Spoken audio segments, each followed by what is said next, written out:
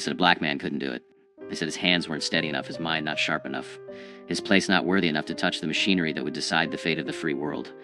But on a cold morning in 1943, inside a sprawling factory in Detroit where the roar of industrial might drown out the whispers of hatred, one man stood before a blueprint that would change everything. His name was David Baker, and the machines he was about to build wouldn't just help win the war, they would prove that genius has no color, that brilliance bows to no segregation, and that sometimes the greatest battles are fought not with guns, but with wrenches, slide rules, and an unbreakable will to prove the world wrong. The story begins not in the smoke and fire of European battlefields, but in the suffocating heat of Birmingham, Alabama, where David Baker first learned that the color of his skin would be both his greatest obstacle and his most powerful motivation. Born in 1915 to a sharecropper father and a schoolteacher mother who insisted education was the only weapon that couldn't be taken away, David showed an early fascination with how things worked. While other children played in the red clay dirt, he'd dismantle pocket watches, rebuild broken radios, sketched elaborate mechanical contraptions and notebooks his mother bought with money she didn't have. His father would shake his head, not in disappointment, but in fear, because in the deep south of the 1920s, a black boy with big dreams was a dangerous thing. Dreams got you noticed, and being noticed got you hurt. But David's mother refused to let the world crush her son's spirit. She scrubbed floors in white homes during the day and taught David mathematics by candlelight at night, her fingers tracing equations across borrowed textbooks while outside, the world reminded them daily of their supposed inferiority. Separate water fountains, separate schools, separate futures. The message was clear and cruel: know your place, stay in your lane, and never, ever dream of touching the machinery that builds empires. Yet every time David passed the local machine shop where white men shaped metal into marvels, he felt something stir inside him, not resentment, though that came later, but a burning question that wouldn't let him sleep. Why not me? The answer came in 1933 when David, against astronomical odds, earned a scholarship to study mechanical engineering at Tuskegee Institute, one of the few places in America where a black student could pursue such an education. At Tuskegee, surrounded by other young black men and women who refused to accept the limitations the world imposed, David flourished. He stayed up until dawn perfecting calculations, his hands stained with ink and grease, his mind racing through problems of torque and tension, stress and strain. His professors saw in him something rare, not just intelligence, but an intuitive understanding of machinery, as if he could hear the language of metal and speak it fluently. By the time he graduated in 1937 with top honors, David Baker was arguably one of the most talented young engineers in America. But in America, that talent meant nothing if you were black. He applied to every major engineering firm in the country: Ford, General Motors, General Electric, Westinghouse. The rejection letters came like clockwork, each one a knife wrapped in polite language. Some didn't bother with politeness. One letter simply stated, "We do not employ colored engineers." Another suggested he might be better suited for janitorial work. David kept every rejection letter, stacking them in a box beneath his bed, and every night he looked at that box and made himself a promise. Someday, somehow, he would build something so important, so undeniable, that they would have to acknowledge him. He didn't know that the opportunity would come wrapped in the most devastating war humanity had ever seen. December 7th, 1941, Pearl Harbor burns. America, thrust into global conflict, suddenly faces an existential crisis. It needs machines. Thousands upon thousands of machines, and it needs them fast. Tanks, planes, ships, artillery. The industrial heartland of America, Detroit in particular, transforms overnight into what President Roosevelt calls the arsenal of democracy. Single quotes factories that once made automobiles now make bombers. Assembly lines that produced family sedans now produce Sherman tanks. And in this desperate scramble to arm a nation, something unprecedented happens. The color line begins to blur. Not because America suddenly becomes enlightened, but because it has no choice. The war demands more workers than white America can supply. And so, reluctantly, grudgingly, the factories open their doors to black workers. Not with welcome, but with necessity. David Baker arrives at the Willow Run bomber plant in Michigan in January 1943, one of thousands of black Americans migrating north for war work. And the plant is a marvel, the largest factory under one roof in the world, nearly a mile long, designed to mass-produce B-24 Liberator bombers at a rate that seems impossible. One bomber every hour. It's an assembly line on a scale never before attempted, and it's chaos. Production goals aren't being met. Bottlenecks clog the line. Machinery breaks down faster than it can be repaired. The pressure is immense because across the Atlantic, American boys are dying. And they're dying in part because they don't have enough air support. Every day of delay at Willow Run means more Gold Star mothers, more telegrams that begin with "We regret to inform you." David is hired not as an engineer, they won't give him that title, but as a technical assistant, which really means he's expected to carry tools for white engineers and keep his mouth shut. He's assigned to the machine shop, a massive space filled with lathes. milling machines, drill presses, the heartbeat of the factory where precision parts are manufactured. On his first day, he walks through clouds of metallic dust, past machines tended by men who glance at him with expressions ranging from curiosity to contempt. A white foreman, a man named Sullivan with a beer gut and a cigarette perpetually dangling from his lips, looks David up and down and says, "You can read blueprints, boy?" David, swallowing his anger at that word, at the condescension dripping from it, simply nods. Sullivan tosses him a blueprint for a hydraulic actuator component, a complex part with tolerances measured in thousandths of an inch. "File this away," Sullivan says, dismissing him. But David doesn't file it away. He studies it, and within 10 minutes he spots a design flaw that will cause the component to fail under stress. He hesitates. This is his first day. He's been hired to carry tools, not to question the work of white engineers with decades of experience. But he remembers his mother's words from childhood. If you know something is right, speak it. The world may punish you for speaking, but it will definitely punish you for staying silent. So David approaches Sullivan, blueprint in hand, and politely, carefully explains the problem. Sullivan's face reddens. The other men in the shop go quiet, watching this moment that could end very badly. "You think you know better than the engineers who designed this." Sullivan's voice is dangerous. David meets his eyes and says simply, "I think the math doesn't lie.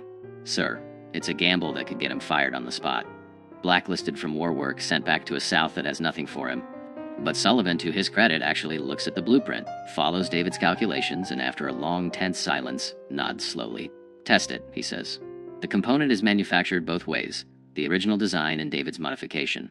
Under stress testing, the original design fails exactly as David predicted, shattering at 2/3 the required pressure.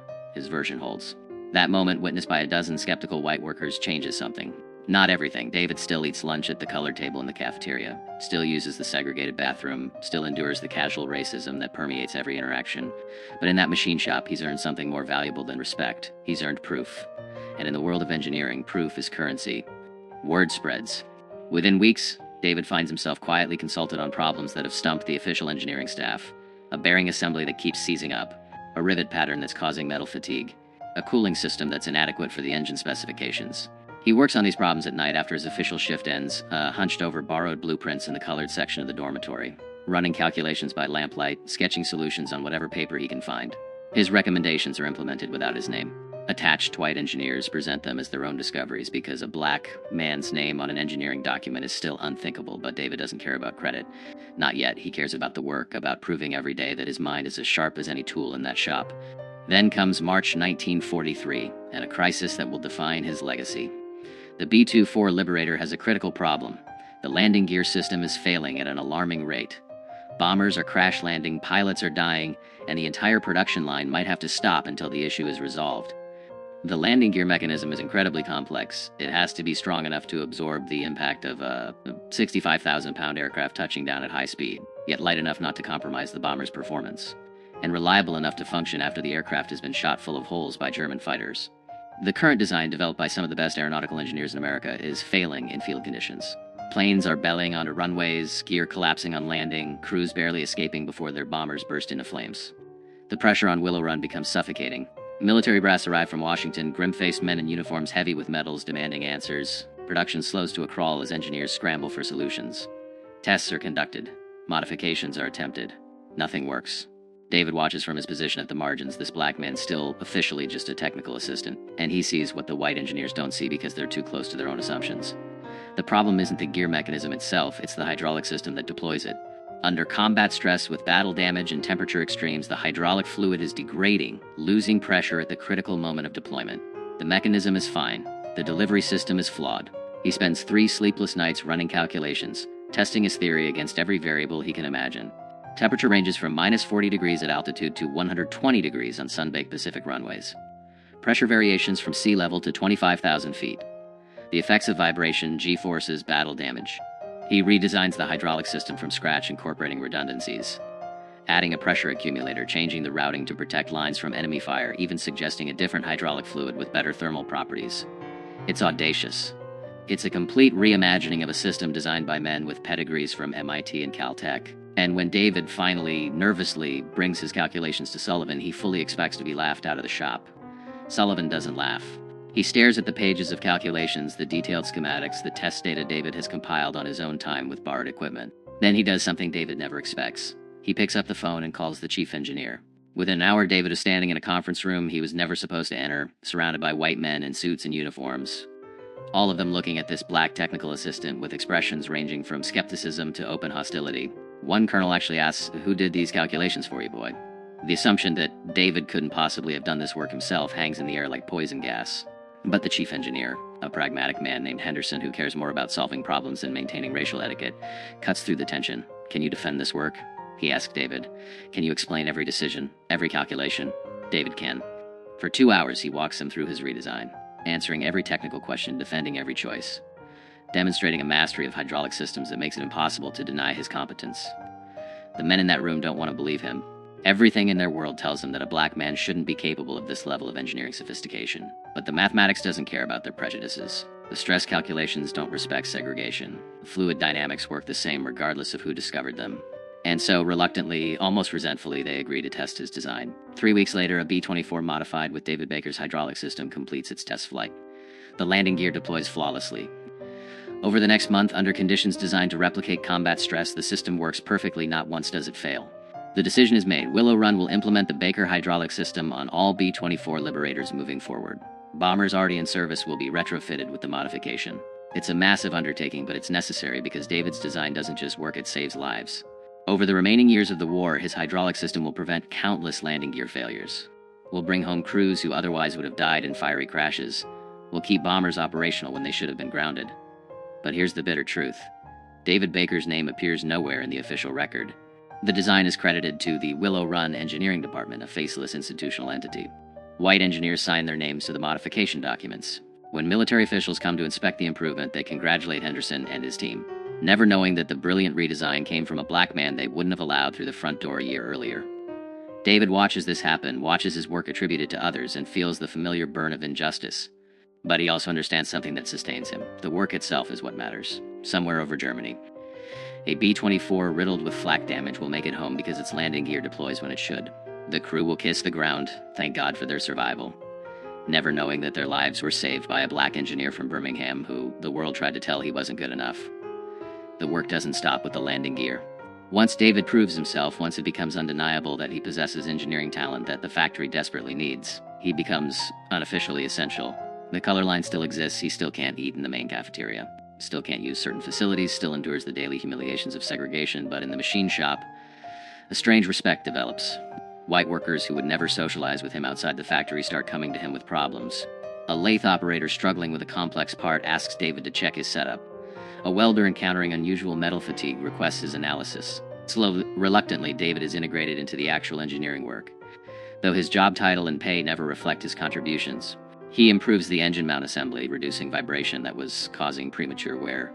He redesigns the bomb bay door mechanism, making it more reliable under combat conditions. He develops a modification to the oxygen system that prevents freeze-ups at high altitude. Each innovation is small in isolation, but together they make the B-24 Liberator a better, safer, more effective weapon of war. And every improvement carries the same invisible signature. The mind of a black man who was supposed to be intellectually inferior, who was told his entire life that he couldn't think at this level, who proved through sheer brilliance that racism is a lie built on fear. The other black workers at Willow Run hear stories about David, whispered in the colored dormitory shared over segregated lunch tables. He becomes a symbol of what's possible. Proof that the limitations imposed on black Americans are social constructions, not natural facts. Young black men in the machine shop watch how David works, how he commands respect through competence, how he navigates the dangerous space between asserting his worth and staying safe in a racist world. It's an exhausting tightrope walk, demanding constant calculation of when to speak and when to stay silent, when to push back against injustice and when to swallow pride for survival. But David walks it with a dignity that inspires everyone who sees him. Then comes D-Day, June 6, 1944, and the massive invasion of Normandy. The B-24 Liberators that David helped perfect fly countless missions over France, providing air support for the troops storming the beaches, bombing German positions, disrupting enemy supply lines. In the days and weeks following the invasion, as Allied forces push deeper into Europe, these bombers become crucial to the war effort. And though history will remember the generals and the infantry, the pilots and the bombardiers, no one will remember the black engineer in Detroit whose hydraulic system kept those planes flying, whose engine modifications gave them a few extra miles of range, whose countless small improvements added up to saved lives and successful missions.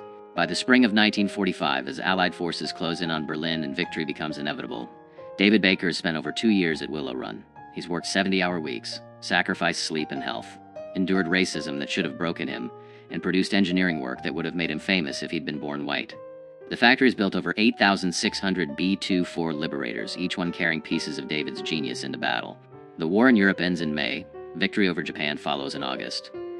And suddenly the industrial machinery that defined David's life for years begins to slow down. The factory starts laying off workers. The need for bombers evaporates overnight. And the black workers who were so desperately needed during the crisis are the first ones shown the door. David receives his termination notice in September 1945, along with thousands of other black workers who powered the arsenal of democracy but are no longer needed. Now that democracy has been saved, the notice thanks him for his service as a technical assistant and provides 2 weeks severance. There's no mention of his engineering contributions, no acknowledgement of the innovations that saved countless lives, no offer to retain him in the post-war era when factories will go back to making cars. Sullivan, the foreman who initially doubted David but grew to respect him, finds him in the machine shop on his last day. The old man looks uncomfortable, doesn't quite meet David's eyes, and says gruffly, "You're the best engineer I ever worked with, Baker." I'm sorry it has to end this way. It's not enough. It doesn't undo the injustice. It doesn't provide David with the career he earned, but it's something. An acknowledgement, however private, that David Baker was never just a technical assistant. He was the man who helped beat Hitler with mathematics and metal, with hydraulics and hope. After the war, David tries to leverage his Willow Run experience into an engineering career. He applies to firms in Detroit, in Chicago, and New York, carefully crafting his resume to highlight his contributions while navigating the impossible task of claiming credit for work that was officially attributed to others. He can't exactly write redesigned hydraulic system for B-24 Liberator when there's no official record of his involvement. The engineering firms look at his resume, see his degree from Tuskegee, note his race, and the rejections come just like they did in 1937. The war changed many things, but it didn't change America's fundamental unwillingness to see black genius as equal to white mediocrity. He eventually finds work as a high school mathematics and physics teacher in Detroit's black neighborhood, educating the next generation, trying to pass on not just knowledge but the belief that they can achieve anything despite a world designed to stop them. It's honorable work, important work, but David knows he's capable of so much more. At night, he sits in his small apartment surrounded by engineering textbooks and drafting tools he rarely uses, and wonders what he could have built if America had let him. How many innovations died because a talented black engineer was confined to a classroom instead of a laboratory? How much potential was wasted because racism valued skin color over capability? Decades pass. The story of Willow Run becomes legend. The tale of American industrial might defeating fascism through sheer productive capacity. Books are written, documentaries are made. Museums preserve B-24 Liberators as symbols of the greatest generation's triumph. The engineers who designed these planes are celebrated, their names recorded in history. But David Baker's name appears nowhere. His contributions exist only in fading memories and the recollections of a few black workers who knew him. In the private knowledge of men like Sullivan, who saw his genius firsthand but never fought to ensure he received recognition. David Baker dies in 1983 at age 68, having never received public acknowledgement for his wartime contributions. His obituary in the local Detroit newspaper identifies him as a retired teacher and community leader. It doesn't mention Willow Run, doesn't mention hydraulic systems or bomber engineering, doesn't hint at the fact that this quiet, dignified man helped win the most important war in human history. His story, like the stories of thousands of black Americans who contributed to victory but were erased from the narrative, seems destined to disappear completely, another casualty of America's selective memory. But here's what racism couldn't destroy: the work itself. Every B-24 Liberator that made it home safely with David's hydraulic system. Every crew member who survived a landing that should have been fatal because a black engineer from Birmingham understood fluid dynamics better than the white men with famous names and prestigious degrees. Every bomb that reached its target because David's engine modifications gave the plane just enough extra performance. The machines he built didn't care about the color of their creator's skin. They just worked reliably, effectively, saving lives and winning battles. And in the end, isn't that the ultimate vindication?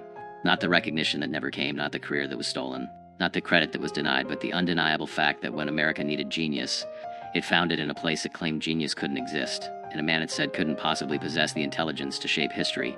David Baker built machines that beat Hitler, and he did it while a nation that needed him refused to see him. His story finally being told now, decades too late to benefit him, but not too late to honor him, is more than the tale of one brilliant engineer denied his due. It's the story of how many David Bakers existed, how many black Americans possessed talents that could have changed the world but were never given the chance, how much human potential America squandered in service of maintaining racial hierarchy. For every David Baker we discover, how many remain invisible, their contributions erased, their genius unrecognized. The B-24 Liberator helped win World War II, but it won despite America's racism, not because America overcame it. And the men and women who built those planes, who designed their systems, who solved the engineering problems that kept them flying, many of them were black Americans whose names we'll never know, whose brilliance was stolen by a society that couldn't admit they possessed it. David Baker deserved better. He deserved to sign his name to his designs, to be celebrated as the engineering genius he was, to build a career worthy of his talents, to see his children grow up knowing their father helped save the world. He deserved to live in an America that judged him by his capabilities rather than his color. He didn't get that America, not in his lifetime. But the machines he built remained testament to what was possible when talent met necessity, when one man refused to let racism define his worth, when genius proved stronger than prejudice, if only for the brief moment it took to solve an impossible problem and save countless lives. If this story moved you, please take a second to like this video. It truly helps us keep these untold stories alive. David Baker's name may not appear in the history books you learn from, but his legacy lives in every recovered story of black excellence that refused to be silenced. Share your thoughts in the comments below, especially if you know of other forgotten heroes whose contributions deserve recognition. And don't forget to subscribe to this channel to discover more real stories of black Americans whose courage, brilliance, and determination changed the course of history, even when history tried to forget them. These stories matter. These lives mattered. And the truth, no matter how long delayed, deserves to be told.